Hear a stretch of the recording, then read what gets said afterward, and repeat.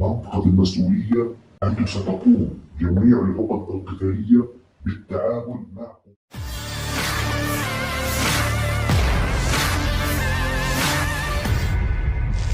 Brigade Al-Qassam kembali menargetkan tentara dan kendaraan militer Israel atau IDF di poros Al-Taqaddum di Camp Al-Zaboura di pusat kota Rafah Selatan jalur Gaza.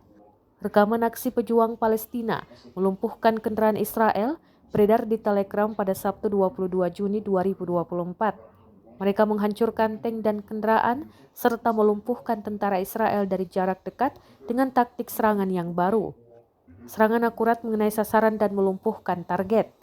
Al-Qassam juga mengumumkan bahwa para pejuangnya telah menyelesaikan penyergapan kompleks yang dipersiapkan sebelumnya untuk tentara dan kendaraan Israel di Camp Zaboura. Diketahui hingga kini perlawanan Palestina terus menghadapi pasukan pendudukan Israel yang menginvasi Gaza, menimbulkan kerugian besar pada tentara dan peralatannya.